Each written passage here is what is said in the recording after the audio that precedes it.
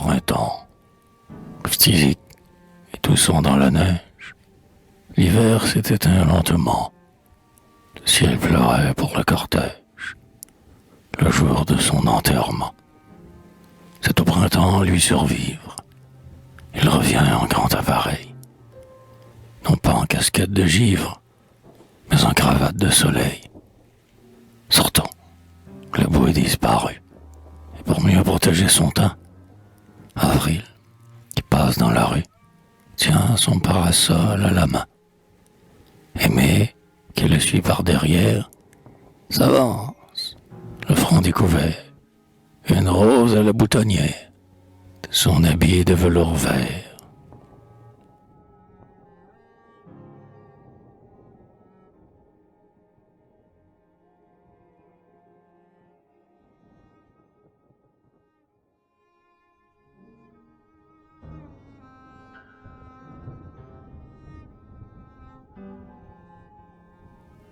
L'été, la main brunie à l'espagnol, semant des bouquets à foison. L'été danse la farandole, le pied perdu dans le gazon. Le trèfle croît sur la muraille, les grillons chantent dans le thym. En juillet, mon chapeau de paille arrose les fleurs du jardin.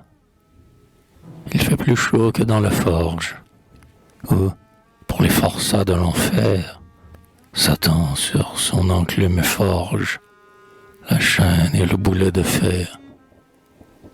Le blé promet, la fraise est mûre. Quand vient le soir, tant l'air est bon, la lune, en quête d'aventure, se promène sur son balcon.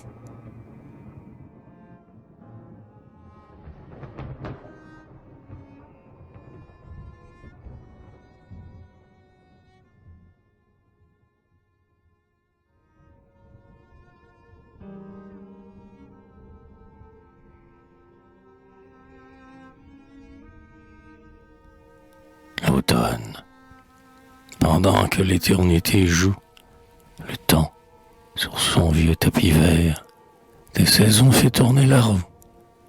Automne, été, printemps, hiver.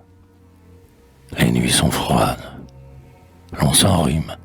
Soir et matin, le ciel est noir. Les nuits sont froides, le toit fume. La boue encadre le trottoir. Le vent de la montagne pince. Mais si les nids sont dépouillés, la girouette pleure et grince, tristement sur ses gonds rouillés. Les verrous sont blancs à nos portes. Déjà le froid. Adieu l'été. Novembre est plein de feuilles mortes. Encore un soleil de compter.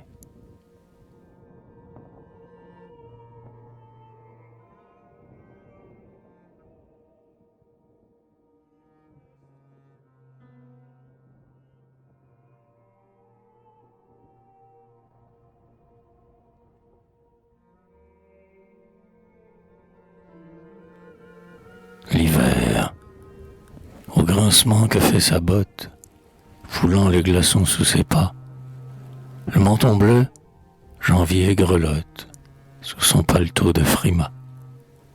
On voit baisser le thermomètre, et dans le givre du châssis, février signe à la fenêtre, son nom avec ses doigts rougis. Les places publiques sont blanches, la grêle poudre les beffrois. Triste saison des avalanches, des craquements et des grands froids. Entrons au logis. Le vent souffle, mais sous le blanc toit des maisons. L'hiver, le pied dans sa pantoufle, se réchauffe près des tisons.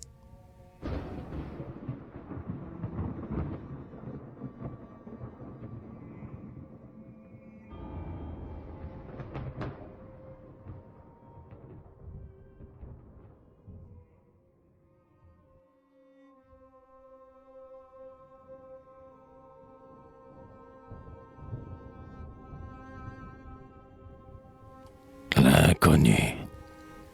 Elle vient se cacher avec les hirondelles dont le vol fuit les feux d'un soleil africain. Tous les jours, en juillet, sous l'ombre des tonnelles, à midi, quand il fait trop chaud dans le jardin. Triste quand elle passe, elle revient joyeuse. Je l'ai surprise, un jour, assise sur un banc, seule, le pied caché dans la mousse amoureuse, et les yeux suspendus au feuillet d'un roman. Étrangère, qui sait? Elle ignore qu'on l'aime, car sous ce dôme vert où je vais tant de fois, elle passe toujours sans oser laisser même son mouchoir ou son gant sur le vieux banc de bois.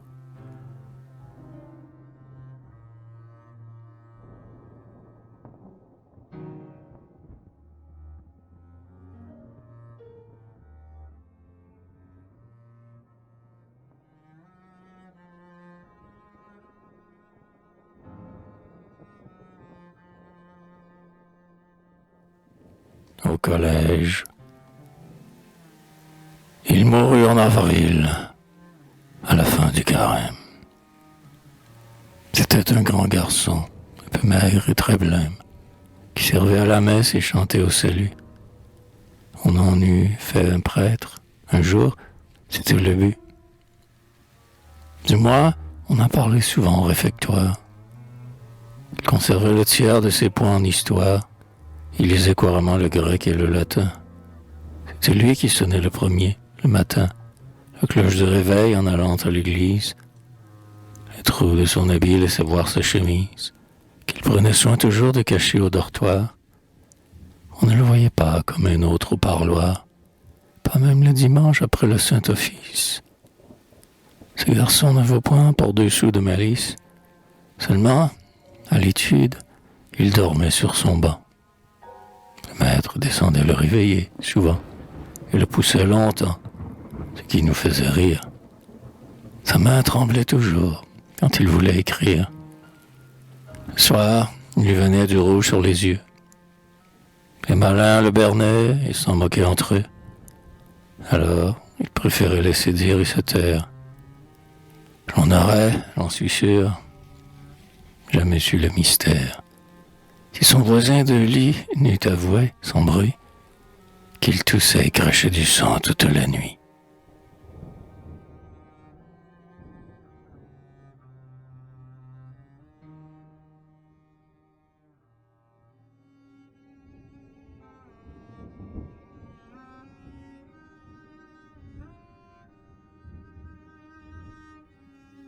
Pastel.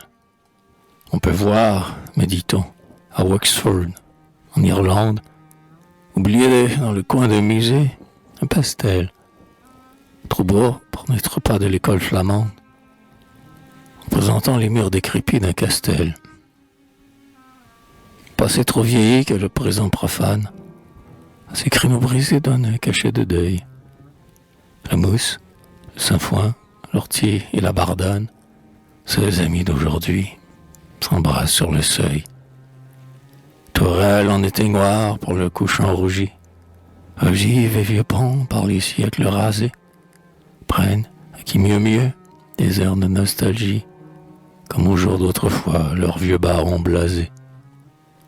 On croirait, en voyant le soleil disparaître, sous les grands peupliers qui bordent le chemin, qu'on va voir 2 ou 3 châtelaines paraître, revenant de la chasse, un faucon sur la main. Mais le rêve se perd.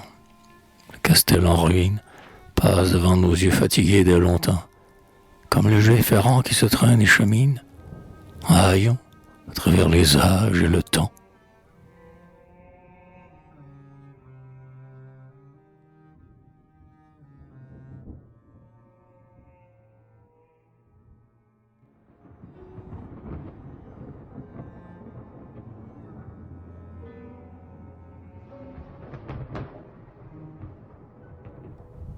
Les amoureux. Cet amour échauffé s'anime au feu de l'âtre. Ils s'étaient rencontrés au sortir du théâtre, comme ceci. Instant de se dire au revoir. Et depuis, le dimanche et le mercredi soir, ces jours sont de rigueur, qu'il vente ou bien qu'il pleuve, bien gantés, l'avocat va passer chez la veuve quelques heures au moins, très régulièrement. S'aime-t-il? Oui, sans doute. Il s'aime tendrement. Si bien que, quand il sonne à son heure ordinaire, c'est la veuve. Elle a fait la langue à sa portière, qui rayonnante court et s'empresse d'ouvrir. Tiens, c'est vous? La santé? Mais la vôtre? À ravir. Et lui, le vieux garçon, timide et respectable, s'assoit un peu loin d'elle, en extase, à la table, où la veuve savoure un bol de chocolat.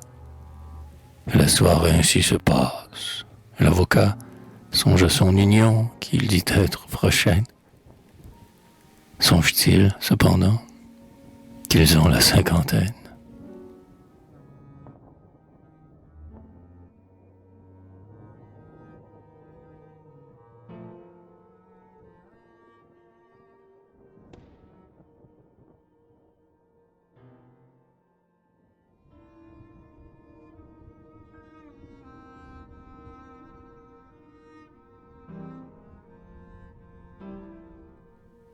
Les orphelins, à pas égaux, toujours au centre du trottoir, traînant les bouts ferrés de leurs semelles épaisses. Dimanche et les jours de fête, on peut voir les petits orphelins revenir de la messe. Deux à deux, les voilà, silencieusement. La sœur de charité qui les suit par derrière, les mains jointes, les yeux inclinés humblement, achève d'égrener les ave du rosaire. Il est midi. La cloche a fini de tinter. Leur longue file est droite et leur tenue est bonne.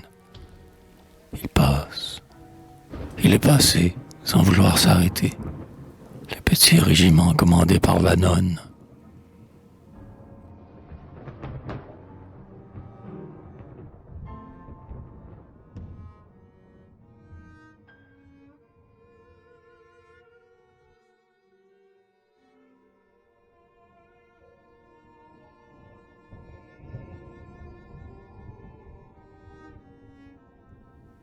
Fatalité.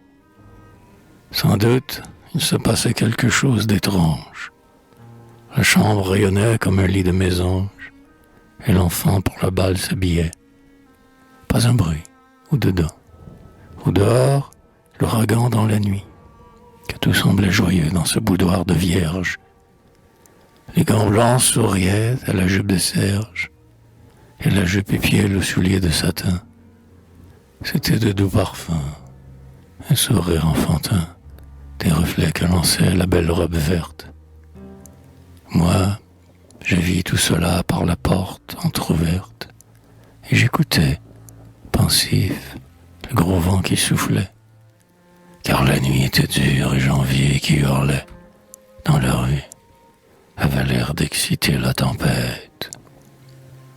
Mais l'enfant, cependant, mit des fleurs sur sa tête, chaussa ses petits pieds, puis murmura « C'est bien.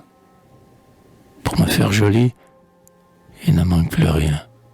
Maintenant, pour le bal, me voilà toute prête. » Puis, quand elle eut enfin achevé sa toilette, quand elle eut sur son cou, surchargé de reflets, dénoué ses cheveux, elle vint au valet.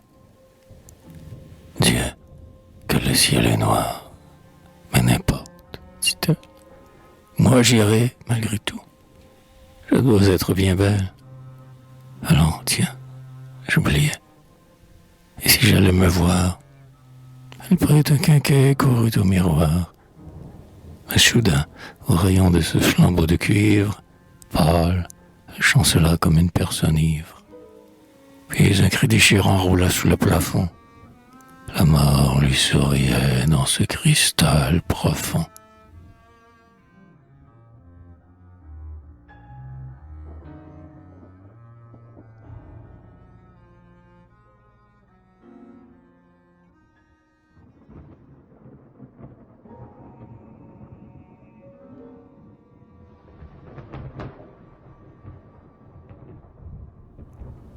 Le tableau. Dans le salon, parmi les portraits de famille, pensif et suspendu par des clous d'or au mur, ou l'heure que projette un brasier qui pétille. Regardez ce tableau dans ce beau clair obscur. L'artiste a voulu peindre une sainte mourante, à genoux sur son lit priant, les pieds nus, les mains jointes, à lèvres vertes et suppliantes, élevant vers le ciel ses beaux yeux ingénus. Ô sainte convertie, ô ma belle malade, comme ta pauvre sœur Madeleine au désert, entr'ouvre encore tes lèvres de grenade. Ton âme va sortir, le ciel est ouvert.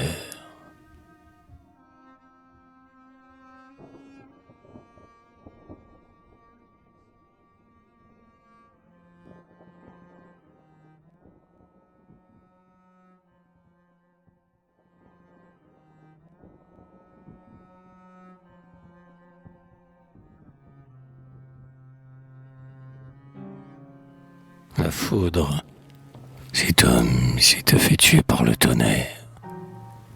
Tout le jour, le vent d'ouest avait soufflé de terre.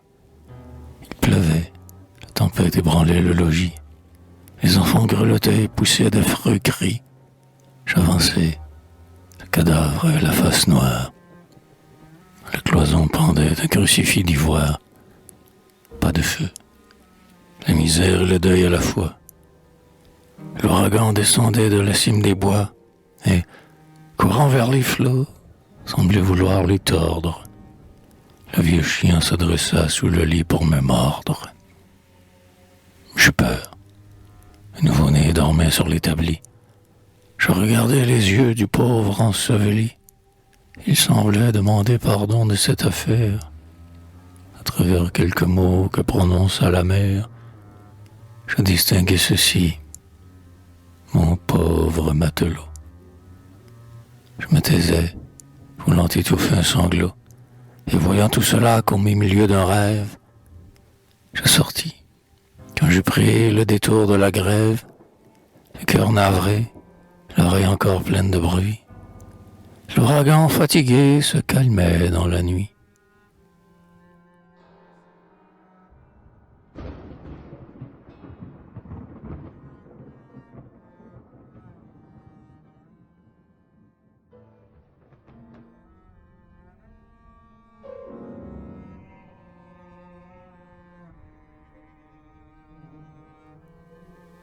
Promenade.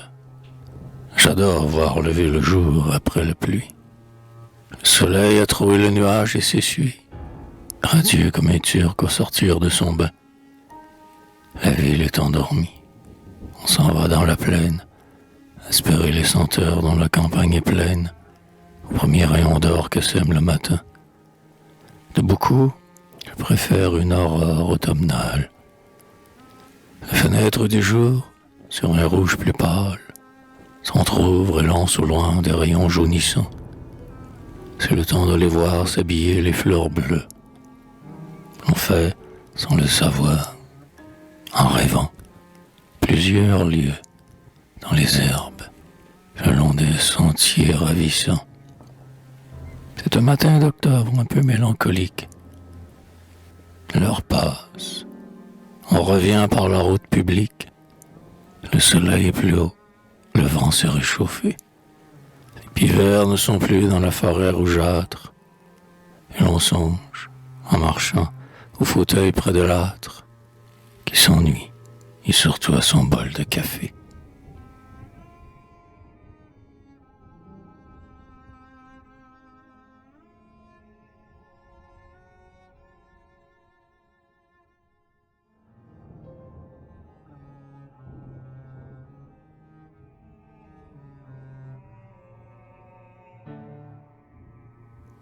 Plume mes crayons. Ils sont seuls. La porte est ouverte. Et, craignant fort les yeux jaloux, dans un coin de la chambre verte, ils se sont donné rendez-vous. La belle-mère est déroutée. Quand sera-t-elle à son retour? L'occasion s'est présentée d'échanger un billet d'amour. On entend sonner la pendule, et soudain, dans le corridor, Le chant d'un long baiser circule, avec le son qui vibre encore. Personne ne monte la garde, comme l'archange au paradis.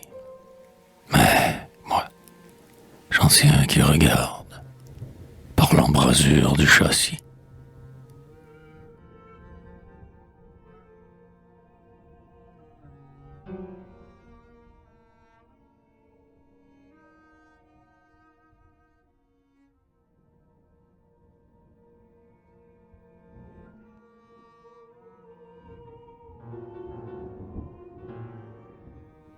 J'ai, sur un des rayons de ma bibliothèque, soigneusement caché sous Virgile et Sénèque, un tout petit volume avec un beau portrait. C'est un charmant cadeau qu'un vieil ami m'a fait, en me pressant la main à son retour de France. Je le garde avec soin ce volume. En silence, je l'ai lu bien souvent, cet été, sous un if. C'est Alfred de Musset, bien triste et maladif, maigre comme Rolla, peut-être encore plus pâle, qui paraît, quand on l'ouvre, au fond d'un cadre ovale. Son portrait est bien fait, son livre aussi. Voilà, les capitaines Franck, Nardoche et Namouna. J'en raffole, et la nuit, s'il advient que j'y songe, je m'endors, et je vois Don Paz dans un songe.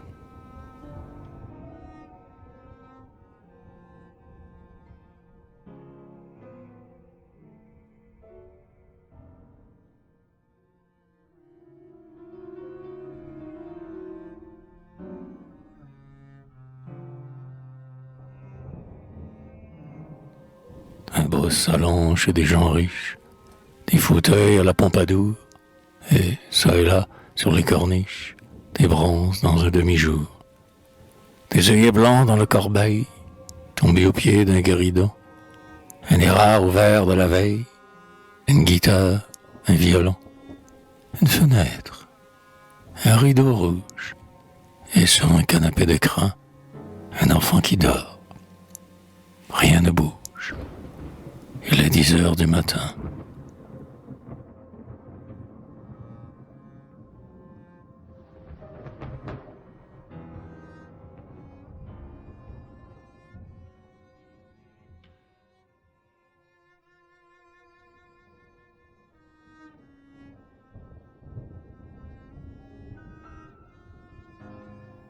Je rêvais bien souvent d'aller mourir à Nice, seul, au milieu d'un bois, dans un vieux chalet suisse, près d'un lac. Mais surtout, j'ai souhaité d'avoir un marquisat bien riche avec un beau manoir, ou plutôt un castel bâti sous Charlemagne. J'aurais bien voulu vivre autrefois en Champagne, du temps de Louis XV et de la Pompadour. L'été dans mon domaine et l'hiver à la cour, j'aurais servi mon roi, le peuple et la noblesse, au souper clandestin du baron de Gonesse. Plus tard, le bel m'aurait fait voir le du Barry. Partout, dans mon castel, au château de Marly, même au Grand Trianon, au pied d'une marquise, j'aurais relu Rousseau, la nouvelle Héloïse.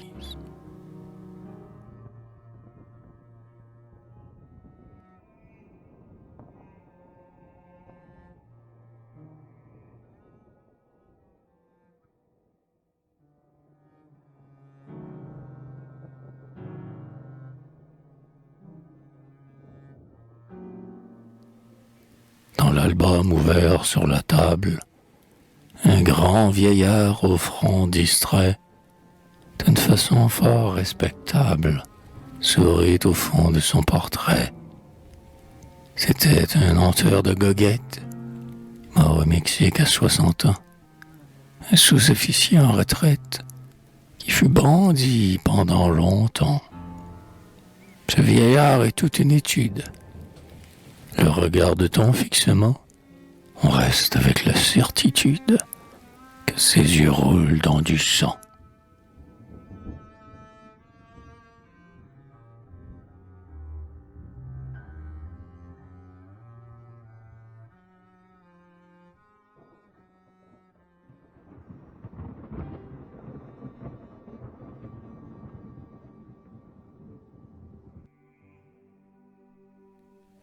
Le soir de la Toussaint est triste à la campagne.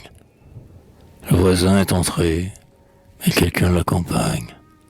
C'est le curé. La neige a mouillé son rabat. Son vieux feutre, on le met sur le pied du grabat. On balaye, en jasant, les plis de sa soutane. La mère sait qu'il tousse. Elle offre sa tisane. Il refuse. Le père appelle ses garçons. On fait cercle. D'abord, un peu loin des tisons. Et puis, sans le savoir, lentement on s'approche. Soudain, on croit ouïr les sanglots de la cloche. C'est pour les morts. On met les enfants à genoux. La grand-mère, aussitôt, va tirer les verrous. Et le vieux curé fait, afin que l'on médite, le signe de la croix avec de l'eau bénite.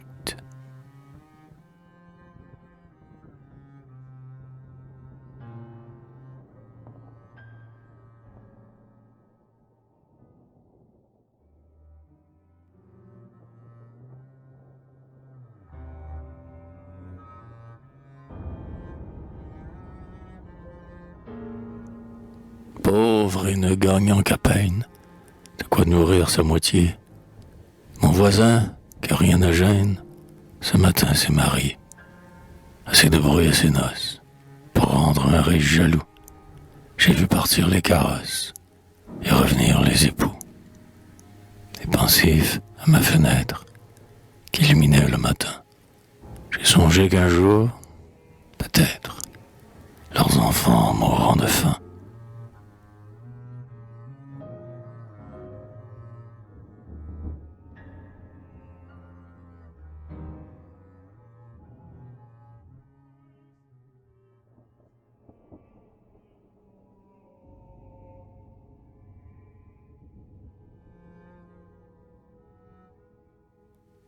Il les quitta, le pauvre père, jugeant son sort par trop amer, pour s'en aller au cimetière, dormir sous le grand saule vert.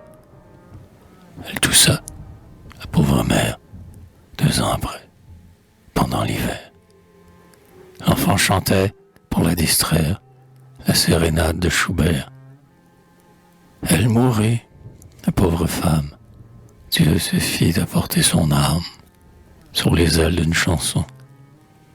Le père mort, la mère morte, l'enfant voulut partir, en sorte qu'il n'ait plus rien dans la maison.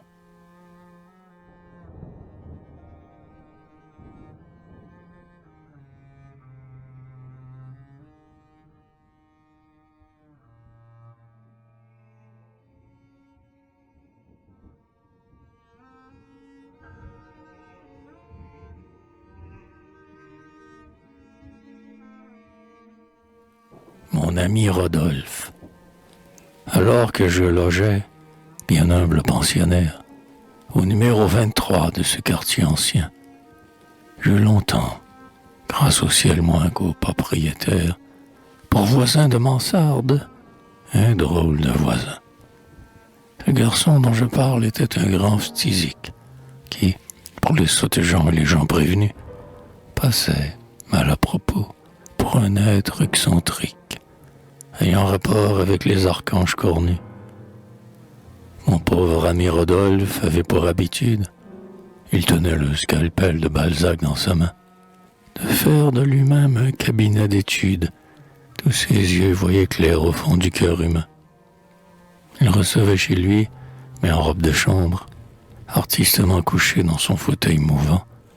Le spleen le venait voir quelquefois en septembre, quand le ciel s'avisait de lui souffler du vent. Avait-il, mon voisin, quelque peine secrète? Ses amis là-dessus ne savaient que penser. Il vivait retiré comme un anachorète, retenant bien son cœur pour ne pas le blesser. Oui, mon ami Rodolphe était un grand problème.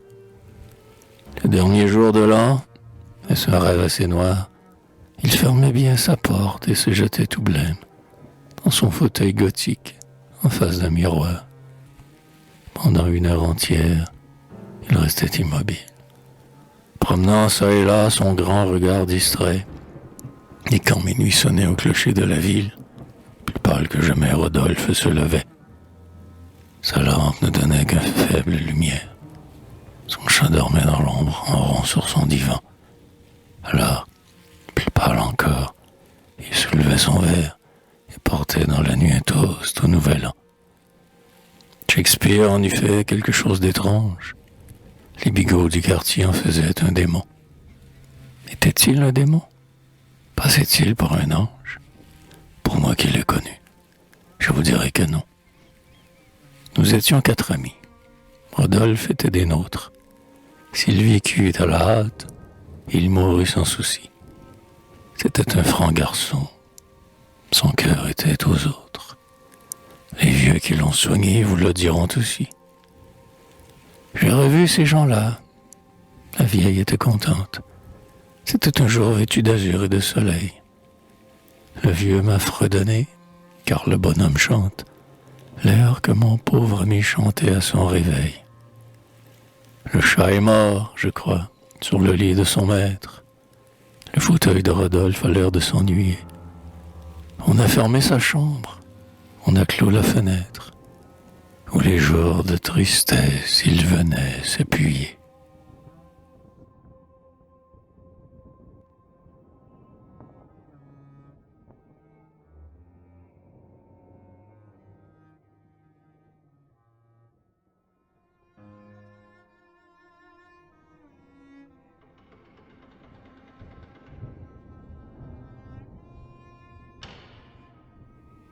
Entre nous.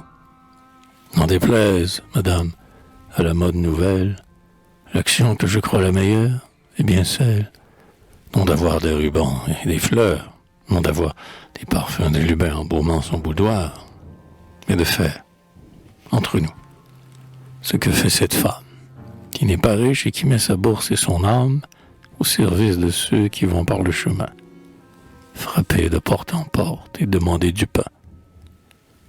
10 pauvres vont dîner les samedis chez elle, en hiver. S'il fait froid, si le mercure gèle, vers midi, l'on peut voir femme, mari, enfant revenir prendre place à sa table et content paisiblement sortir par la porte bâtarde. Cette femme, elle est veuve, habite une mansarde avec ses 2 enfants, 2 garçons, 2 petits. Et le soir, quand ces gens, les pauvres, sont partis, qu'il fait bon près du feu, que la veuve s'ennuie, assise dans sa chaise, en vieux cuir de Russie, elle songe, en voyant ses enfants bien couverts, le bon Dieu devrait bien supprimer les hivers.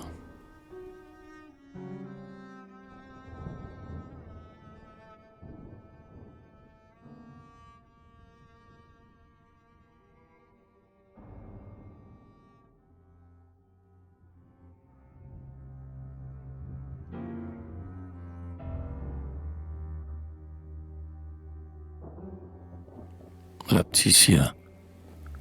Dans un certain faubourg, où brillent les échoppes, des charcutiers ventrus et des petits marchands, je sais un opticien bien connu des myopes, qui tient boutique au moins durant plus de 30 ans. Dans l'art de savoir plaire aux femmes, passé maître, quoique voûté, le vieux au teint frais et vermeil sourit quand elles vont voir si le baromètre marque le mauvais temps ou marque le soleil. Dans les grandes chaleurs que l'été nous rapporte, tranquillement assis du matin jusqu'au soir, l'opticien, comme un Turc, fume devant sa porte, au nez des bons bourgeois passant sur le trottoir.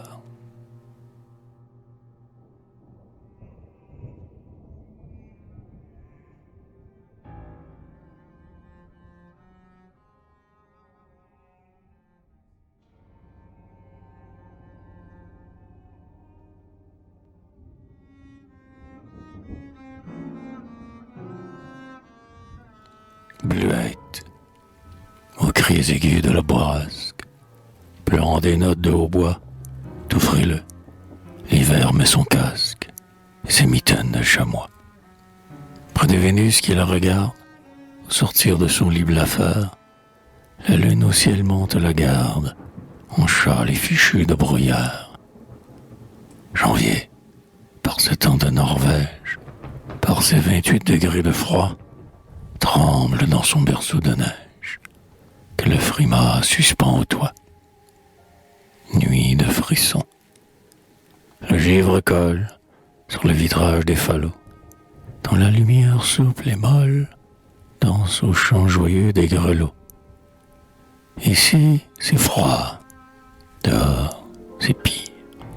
Le piéton va rêvant du feu, tandis que le brasier se mire dans le miroir du salon bleu. Sur leur socle, les statuettes, le col tendu vers les portraits, entr'ouvrant leurs lèvres muettes, semblent se faire des souhaits. C'est que dans l'ombre, au vestibule, le temps revient poser sans bruit les aiguilles de la pendule sur le point qui chante minuit. Et le nouvel an qui dénoue, les glands mêlés de son manchon, entre, bas des pieds, et secoue la neige de son capuchon. L'instant même a rompu la chaîne. Nous assistons, touchant à Dieu, au départ du convoi qui traîne, bien des douleurs vers le bon Dieu. L'avenir en tunique d'ombre, le front rêveur et l'œil glacé, pose son pied lent qui sombre dans les abîmes du passé. Mais qu'importe que minuit fasse, sur les mailles encore agitées, changer les aiguilles de place par le doigt de l'éternité. Sourions, ayons l'air moins pâle, et dites-moi, si vous voulez, madame, au bruit du vent qui râle, une ode à nos ans écoulés.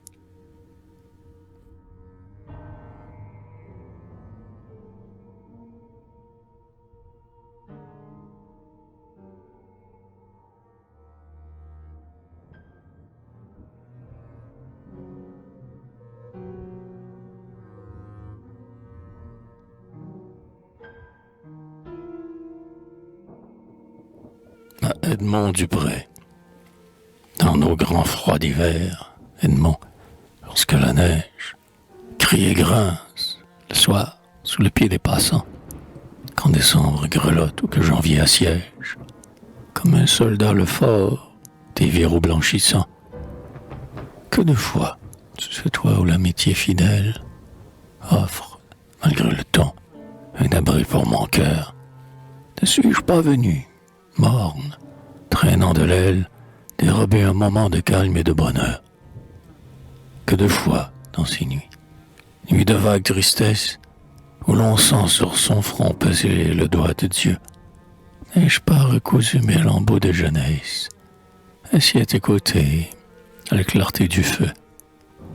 Ah, vois-tu, j'ai compris dans ce siècle de doute, où le calme jamais n'attend le pèlerin, que le destin, ami, t'avait mis sur ma route, pour comprendre mon cœur, pour me tendre la main.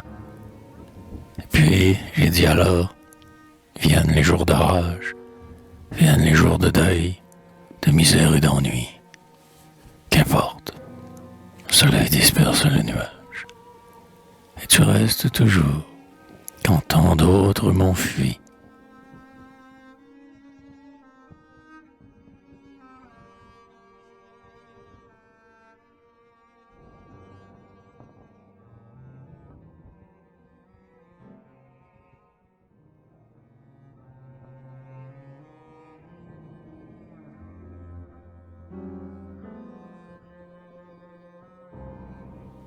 Premier de l'an.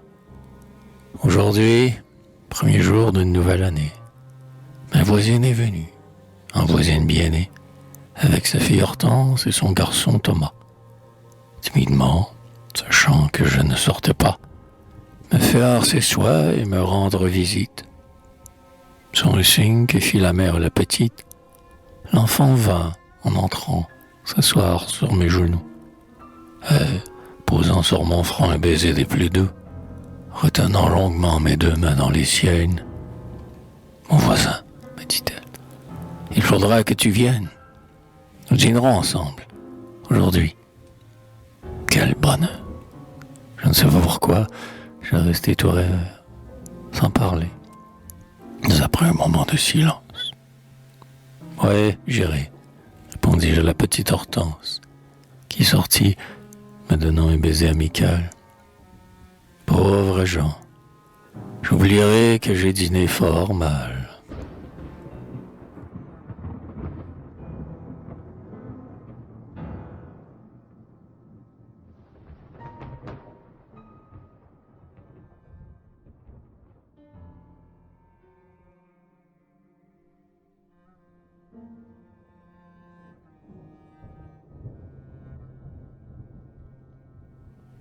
La tombe ignorée. Quelque part, je sais où, près d'un saule qui pousse. Ignorée du soleil quand le printemps sourit. Un tombeau que quelqu'un a cherché dans la mousse laisse voir sur sa croix que nul nom n'est inscrit. Personne que je sache, à genoux sur la pierre, n'est venu. Vers le soir, il prie en pleurant. Mais un ange descend sans doute avec mystère dans ce lieu, quand le jour s'abat triste et mourant. Les fleurs n'y vivent pas et la mort ne recueille pour moisson que le foin oublié du faucheur. C'est à peine l'été, si parfois une feuille, triste larme du saule, y tombe comme un pleur. Je suis allé revoir cette tombe ignorée, et seul, quand j'ai voulu retrouver le chemin, quelqu'un était debout, en défendant l'entrée. C'était l'oubli, pensif, et le front dans la main.